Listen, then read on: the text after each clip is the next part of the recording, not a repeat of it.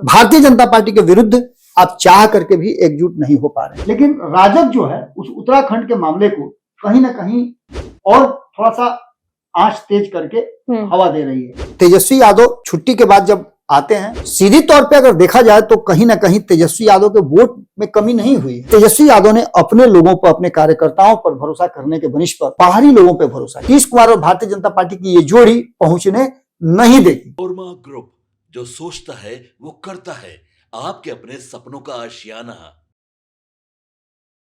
नमस्कार, भारत लाइव देख रहे हैं आप और मैं हूं आपके साथ स्वेक्षा।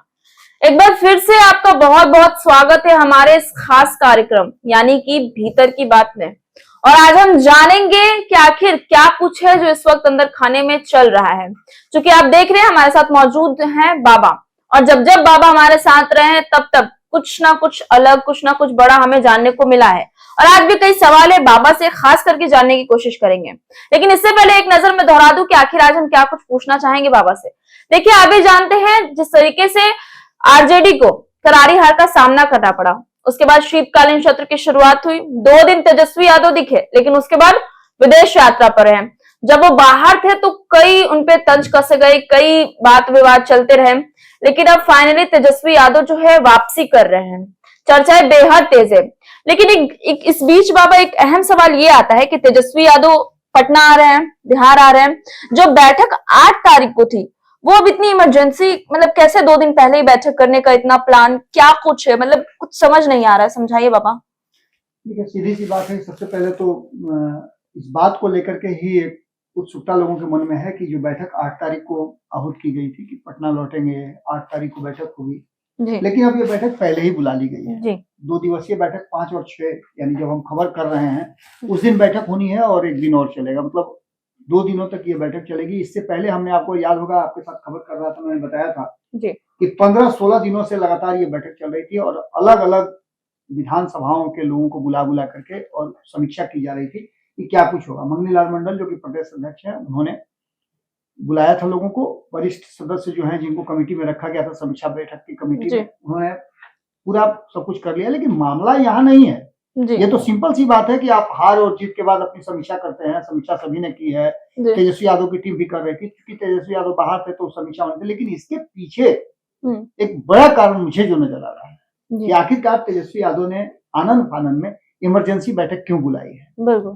क्योंकि जो आंकड़े हैं वो तो कुछ अलग ही कहानी कह रहे हैं। आंकड़े तो ये कह रहे हैं कि 75 उनके विधायक हुआ करते थे, उसमें से मात्र 25 जीत करके आए हैं। 2020 में 75 जीते थे, उसके बाद 4 उसमें और बढ़े थे, कुछ घटे भी थे। तो सब मिलाकर के हम चलिए उसी पर मान के चलते हैं कि 75 उनके विधायक थे, 75 में से मात्र 25 जीत करके आए, यानी 50 लोग हारे हैं। तो ये 50 लोग के हार का कारण क्या हुआ है, अब इनको कंपनसेट कैसे किया जाएगा, क्या कमी रह गई। तो सबसे बड़ी कमी जो नजर आ रही है वो तो मुझे नजर आ रही है। लेकिन ये सब बातें तो सिर्फ इसलिए कही जा रही हैं कि वो आएंगे तो समीक्षा की रिपोर्ट लेंगे। समीक्षा में ये सब बातें आई हैं। लेकिन असल बात यह है कि आखिरकार तेजस्वी यादव, चलिए तेजस्वी यादव मान लेते हैं कि तेजस्वी यादव आ रहे हैं। तेजस्वी यादव के आने का अपना एक मतलब है, उनको आना तो था ही, बिल्कुल। लेकिन तेजस्वी यादव के साथ साथ दही चूड़ा के ठीक पहले, उस भोज को देने से पहले, भोज कब दिया जाएगा, किस तरह से दिया जाएगा, क्या उसका प्रारूप रहेगा, इससे पहले लालू प्रसाद जो आंखों का ऑपरेशन कराए हैं वो भी वापस आ रहे हैं। ये बातें ज्यादा जो है कहीं ना कहीं मन में आ रही हैं कि आखिरकार इसके पीछे जरूर कोई ना कोई कहानी होगी। कार्यकर्ताओं को से ज्यादा आपने देखा होगा कि बातचीत भी नहीं हो पा रही थी और कार्यकर्ता इस बात को लेकर के इंतजार कर रहे थे कि तेजस्वी यादव आए तो अपनी बातें रखी जाएगी। सबसे बड़ी बात की राजद एक जागृत पार्टी कही जाती है, उसमें आप देखिएगा कार्यकर्ताओं में स्पार्क सब पार्टियों से ज्यादा रहता है। भाजपा के बाद अगर किसी पार्टी के कार्यकर्ता में स्पार्क रहता है तो वो आपको राजद में पूरा एनर्जेटिक रहते हैं और पूरा एकदम आप देखिएगा तो झंडा, बैनर, पोस्टर लेकर के, एक बार हरा गमछा अगर लालू प्रसाद ले लिए तो सब हरा गमछा लेकर तैयार हो जाते हैं। सीधे तौर पे ये पूरी की पूरी कहानी कुछ और कह रही है। दही चूड़ा के भोज की तैयारी होगी, उसको लेकर के राबड़ी देवी पहले से पहुंच गई हैं। बिल्कुल, राबड़ी देवी आ चुकी हैं। उत्तराखंड मामले को शांत होने देना नहीं चाह रही है राजद। आपने देखा होगा कि सभी लोग अपना अपना अपने स्तर से बातें कर रहे हैं, लेकिन राजग जो है उस उत्तराखंड के मामले को कहीं ना कहीं और थोड़ा सा आंच तेज करके हवा दे रही है। आपने देखा होगा कि राजद की महिला प्रकोष्ठ की जितनी भी महिलाएं थी वो सारी सड़क पर उतर करके और जिस तरह की बातें कर रही थी, 14 या 15 जनवरी को बिहार में कुछ बड़ा लालू प्रसाद के एंड से होगा, ये बातें अब कही जा रही है। इसलिए निश्चित रूप से जब दही चूड़ा का भोज होता है तो राजनीति में कुछ होता है। बिल्कुल। पिछली बार भी आपने देखा था 2024 में दही चूड़ा का भोज कुछ अलग ढंग से हुआ था, 2023 का अलग हुआ था, 2022 का अलग हुआ था। ये सभी दही चूड़ा के जो भोज हैं, खास करके इफ्तार और दही चूड़ा का भोज, ये दो ऐसे ओकेजन हैं जो बिहार की राजनीति में बहुत ज्यादा, इसमें आप देखिएगा कि राजनीति होती है। और इस बार जो राजनीति है वो कुछ अलग कहानी कह रही है। एक तरफ आपने देखा होगा कि कल ही सम्राट चौधरी के पिताजी के जन्मदिन पर खुद नीतीश कुमार जी गए हुए थे, केक भी काटा उन्होंने और उन्होंने बताया भी कि आपका बेटा बहुत अच्छा कर रहा है, बहुत आगे जाएगा। ये सारी बातें उन्होंने कही हैं, लेकिन ये बातें तो वो और किसी के लिए भी कहते रहे हैं। अब मैं ये नहीं कह रहा हूं कि बहुत कुछ होने जा रहा है, लेकिन तेजस्वी यादव छुट्टी के बाद जब आते हैं तो पूरा एनर्जी में रहते हैं और आपको बिहार की राजनीति में कुछ चीजें नजर आने लगेंगी। आंकड़ों की बात करें तो आंकड़ों में बहुत सारी ऐसी चीजें हैं जो आंकड़ों के हिसाब से देखना बहुत जरूरी होता है। जब मैंने जोड़ घटाव शुरू किया था तो यही देखा था, कल भी मैं खबर जब कर रहा था तो मैंने बताया था, पूरा आंकड़ा मैंने बताया था कि किसको कितने वोट आए।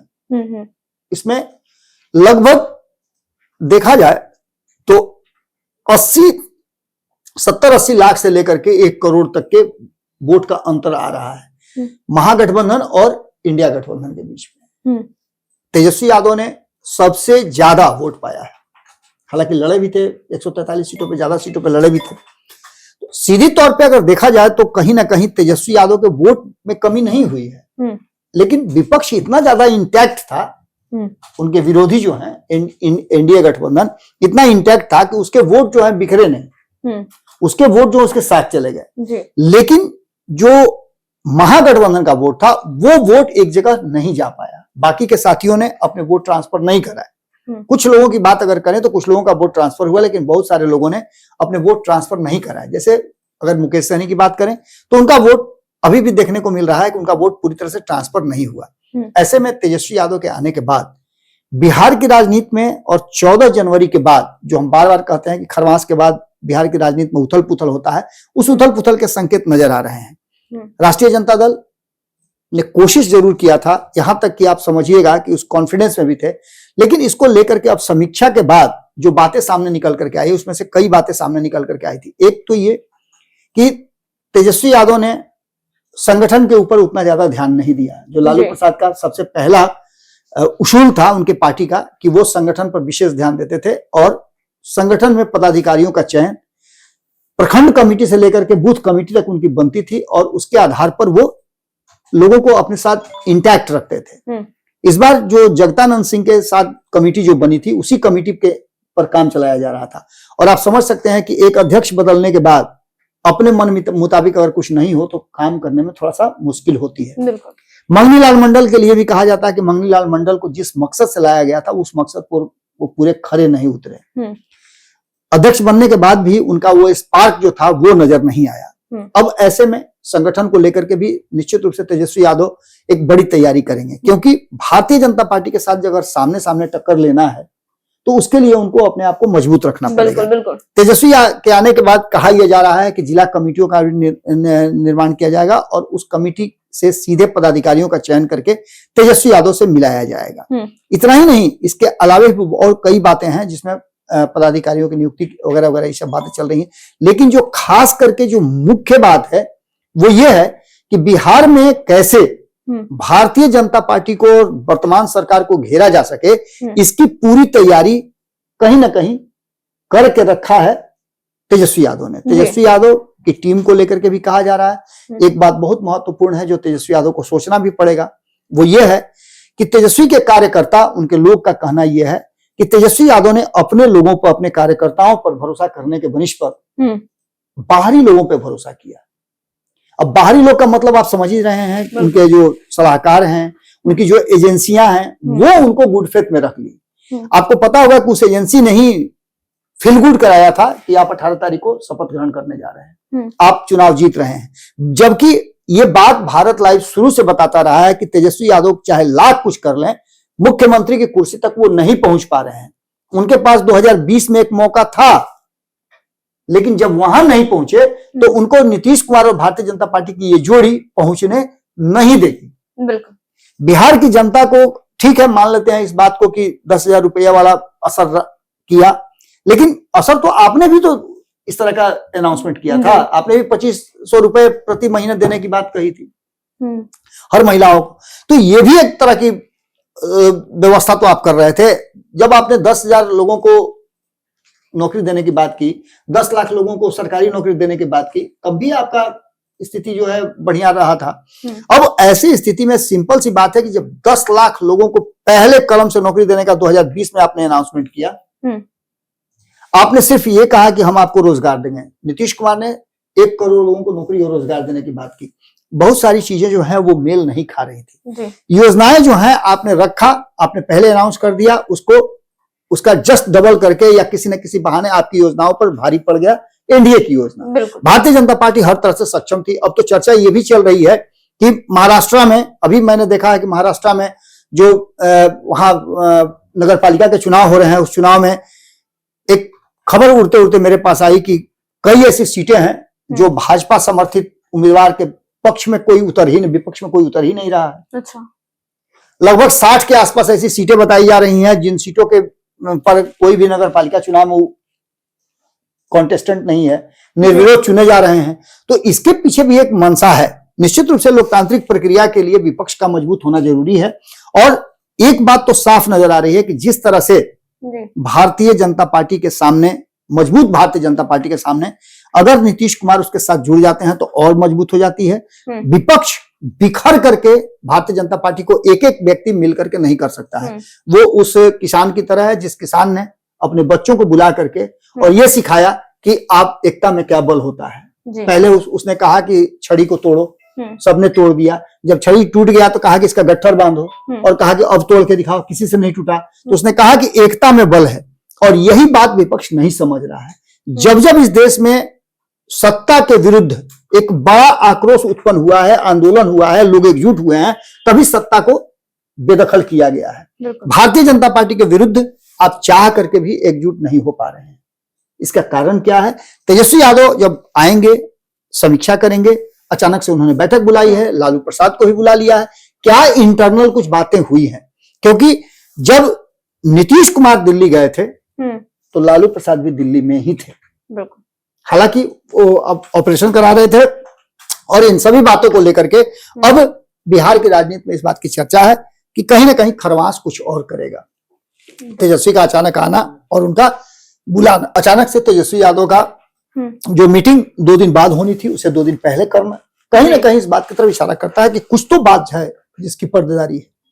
और इस मीटिंग के बाद क्या निकल करके आता है हम नजर बनाए हुए हैं। लेकिन बिहार की राजनीति में कुछ अलग होने की संभावनाएं ज्यादा बढ़ गई है, इससे इनकार नहीं कर सकते आप। क्या बाबा, क्या हो सकता है एकदम अलग? देखिए, अलग करने की बात अगर कहा जाए तो 2 ही बात हो सकती है। या तो इस सरकार को किसी भी तरह का कोई खतरा नहीं है, या फिर इस सरकार को संकट में ला सकते हैं। 2 बातें हो सकती है। लेकिन इसके लिए अकेला चना बाहर नहीं फूटता है। और कहीं ना कहीं जो आईपी गुप्ता कह रहे हैं बार बार कि विपक्ष को एकजुट होना पड़ेगा, समीक्षा करनी पड़ेगी, हार के कारण खोजने होंगे और उस कारण को समाप्त करना होगा। आईपी गुप्ता ने स्पष्ट कर दिया कि तेजस्वी के आने के बाद वो उनसे बात करेंगे, मीटिंग करेंगे और आगे का रास्ता तैयार करेंगे। उन्होंने ये भी कहा है कि मुझे ऑफर पे ऑफर आ रहे हैं, लेकिन मैं विपक्ष में हूं, विपक्ष में ही रहूंगा। मुझे मेरे लोगों को आरक्षण चाहिए, और ये तभी संभव हो सकता है जब आप आंदोलन करें। तो देखना यह होगा कि तेजस्वी यादव आए हैं तो किस तेवर के साथ काम करते हैं, किस टसन के साथ काम करते हैं। हालांकि उन्होंने 8 तारीख को जो मीटिंग थी उसको पहले बुला करके एक हेतु तो जरूर दे दिया है, एक कारण जरूर दे दिया है कि कुछ तो बात जरूर हुई होगी। और इस बीच में नीतीश कुमार क्या फैसला लेते हैं, इस पर भी सब कुछ टिका हुआ है। लालू प्रसाद का भी आंख का ऑपरेशन कराने के बाद उनका भागे भागे बिहार लौटना, हाँ। ये भी कहीं ना कहीं कुछ सोचने के लिए मजबूर कर रहा है। बिल्कुल। तो कुछ तो बातें हैं जिसकी पर्देदारी है, और ये हार छोटी मोटी हार तो हुई नहीं है।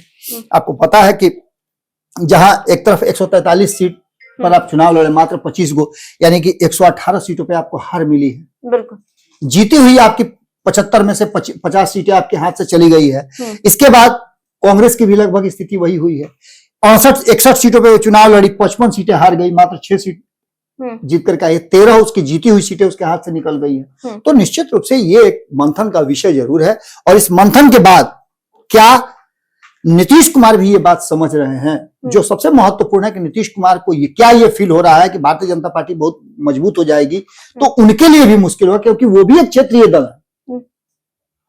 तो ऐसी स्थिति में अगर कुछ दिल्ली में हुआ है ऐसा, जिस पर कहीं ना कहीं पर्दा नीतीश कुमार भी डाल के रख रहे हैं, और अचानक से कुछ होने वाला है, तो इससे भी इनकार नहीं किया जा सकता है। लेकिन जो दिख रहा है, जिस तरह का बॉडी लैंग्वेज कल मैंने देखा था सम्राट चौधरी के यहाँ जब गए थे नीतीश कुमार, तो बॉडी लैंग्वेज ये बता रहा था कि बहुत सामान्य है, कोई खास बात नहीं है।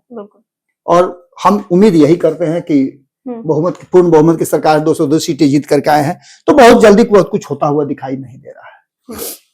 बहुत बहुत धन्यवाद बाबा। तो सुना आपने किस तरीके से बाबा ने इन तमाम चीजों को बताया है और समझाया है। अब ये देखना बड़ा दिलचस्प रहेगा कि जो मीटिंग 8 तारीख को थी, तेजस्वी यादव के आने के बाद, उनके पिता यानी लालू प्रसाद के आने के बाद, अब इस मीटिंग के बाद क्या कुछ निकलकर सामने आता है। बहरहाल इस खबर में इतना ही। मैं स्वेच्छा, और बने रहे भारत लाइव के साथ। आपके सपनों को हमने सजाया है, ई होम्स पैनोरामा को हमने बनाया है। ई होम्स मेरा एक सपना था, जिसपे मैं पिछले 4 साल से काम कर रहा था। हमने जो बनाया है वो सबने है माना। ई होम्स पैनोरामा में हो आपका भी आशियाना। और फाइनली हमने 2021 में इस प्रोजेक्ट को लॉन्च किया। बहुत लोग अप्रिशिएट कर रहे हैं कि पूर्णिया जैसे शहर में, बिहार के, एक तो बिहार की बात करें, उसमें भी पूर्णिया जैसे छोटे जगह में इस तरह का लाइफस्टाइल देना, ये सुन के हम लोगों को बहुत अच्छा लगता है। ई होम्स में हमने कुछ और भी किया है, जैसे हम जिस जगह में रह रहे हैं, हमारे फैमिली सिक्योर हो, उनको सिक्योरिटी का ध्यान में रखा है। आपकी सुविधा और सुरक्षा आपके लिए खास है, ये आपका विश्वास है। इसमें आर्टिफिशियल इंटेलिजेंस का 7 लेयर सिक्योरिटी का हमने इस्तेमाल किया है। लस ग्रीन कैंपस को बनाया है। यदि हमारा बाउंड्री वाल है तो वो वर्टिकल गार्डन है। ये जितनी भी फैसिलिटी होता है एक इंटरनेशनल टाउनशिप में, ई होम्स है, ये हम लोग विश्वास नहीं कर पा रहे हैं। जो भी हमारे मित्र, दोस्त या जो भी हमारे बाहर के बाहर आते हैं, तो हम लोगों को बहुत अच्छा सुनने को मिलता है और बहुत अच्छा क्रेडिट मिल रहा है। वो सारा हमने सिर्फ एक बिल्डिंग नहीं बनाया, हमें एक बहुत अच्छा लाइफस्टाइल दिया ई होम्स में, और मेरा एक सपना था जिसको मैं आज फुलफिल होते हुए देख रहा हूँ। ये आपका आवास है। ई होम्स पैनोरामा में अब आपका निवास है। E homes panorama, luxurious lifestyle redefined.